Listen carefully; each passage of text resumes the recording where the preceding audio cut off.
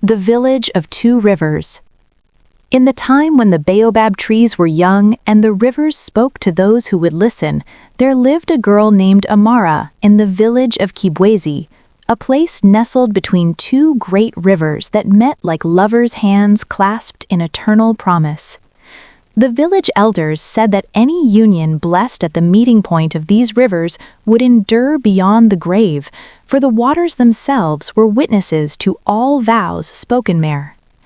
Amara was known throughout Kibwezi and the surrounding villages for three things: her voice, which could make the birds fall silent to listen, her kindness, which extended even to the smallest creatures, and her eyes, which held the depth of the night sky scattered with stars.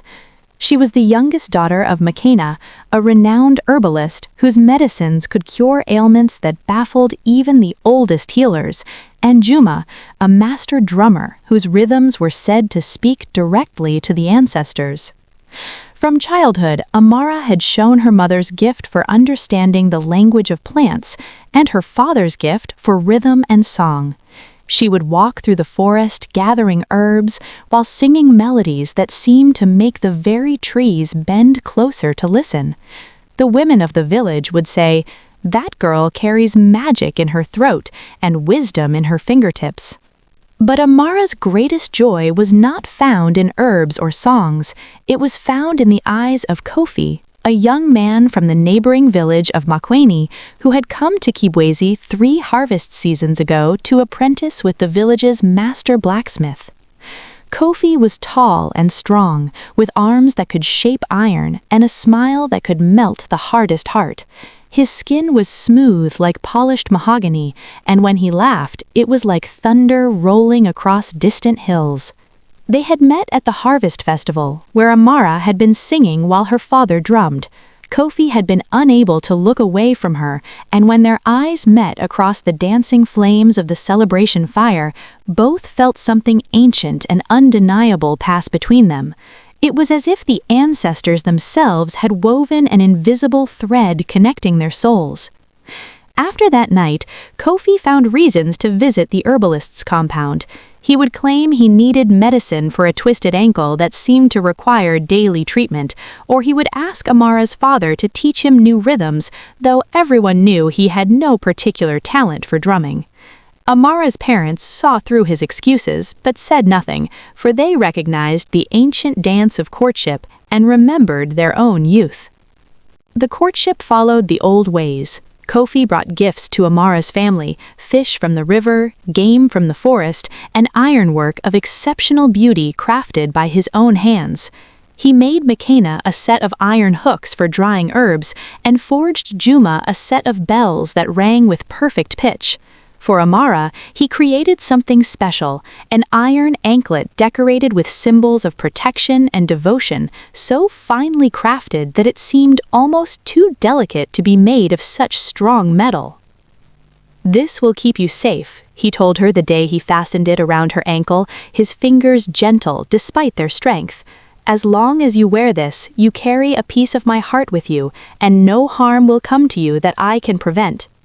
Amara cherished the anklet and never removed it. She would often touch it absently during the day, feeling the cool metal against her skin and thinking of Kofi's hands that had shaped it with such care.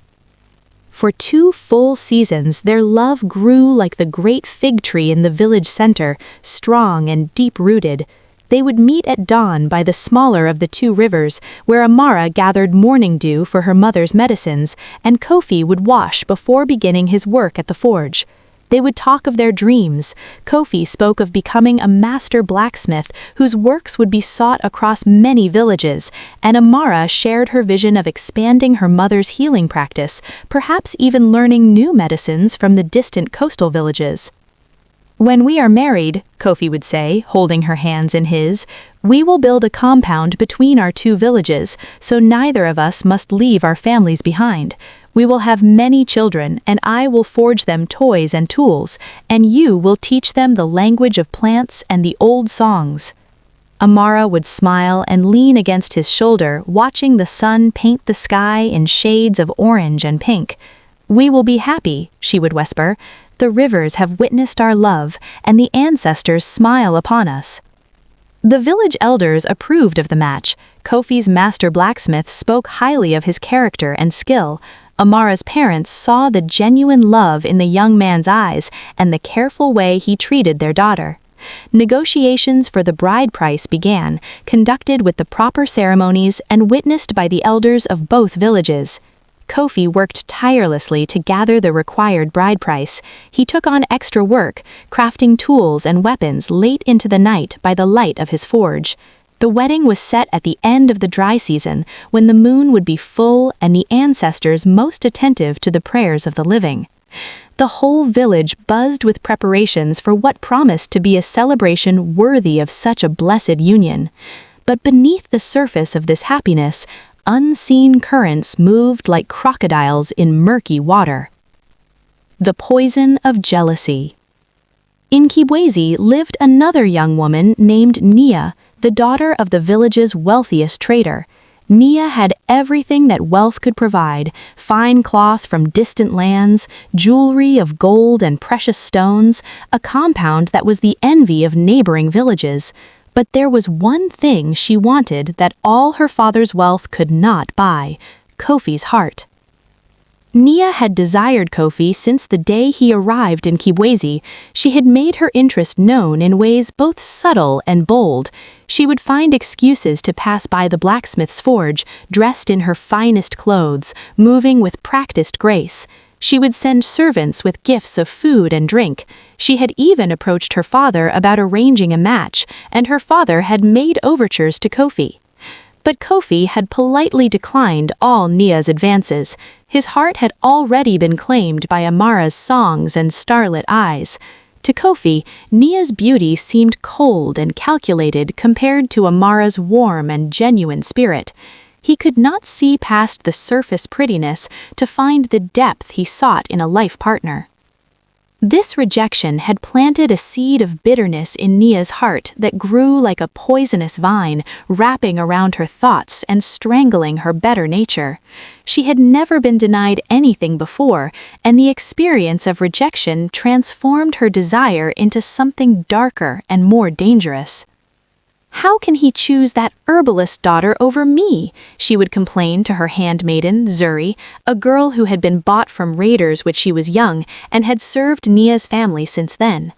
Zuri, who was kind-hearted and had befriended Amara in the marketplace, would try to soothe her mistress without betraying her friend.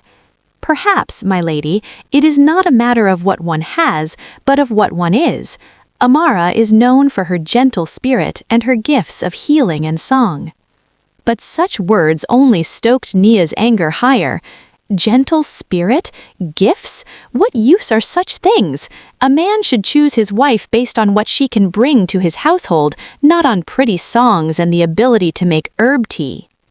As the wedding preparations progressed, Nia's bitterness festered and grew.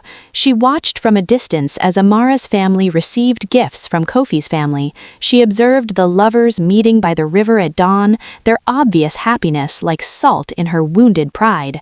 She heard the village women speaking of the upcoming celebration with excitement and approval. The jealousy ate at her day and night until she could think of nothing else. She stopped eating, stopped sleeping well. Her beauty, which she had always relied on, began to fade under the weight of her obsession. Dark circles appeared beneath her eyes, and her smile, when it came, never reached those eyes anymore. One night, unable to bear her thoughts any longer, Nia made a decision that would damn her soul and bring tragedy to them all. She would visit the witch of the borderlands, a woman named Mama Kizo, who was whispered about in fearful tones around nighttime fires. Mama Kizo lived in a hut at the very edge of the territory where Kibwezi's lands met the wild forest that belonged to no village. It was said that she had been beautiful once, but had traded her beauty to dark spirits in exchange for power. Now she was ancient and twisted, with eyes that could see into the darkest corners of a person's heart, and hands that could brew potions for any purpose, no matter how vile. The old ways taught that there were healers who worked with the light of the ancestors, like Amara's mother, and there were those who worked with darker forces, spirits that demanded terrible prices for their services. Mama Kizo was of the latter kind, and wise people avoided her dwelling. But Nia was no longer wise. She was consumed by jealousy and wounded pride, emotions that made her foolish and desperate. On a moonless night, when the darkness was thick enough to hide her movements, Nia wrapped herself in a dark cloak and made her way through the forest to Mama Kizo's hut. The journey was terrifying. Strange sounds echoed through the trees, and more than once Nia felt certain that something was following her through the undergrowth, but her jealousy drove her forward. When she finally reached Mama Kizo's hut, she found her waiting for her, as if the old witch had known she was coming. "So," the old witch croaked, her voice like two stones grinding together, "the rich girl comes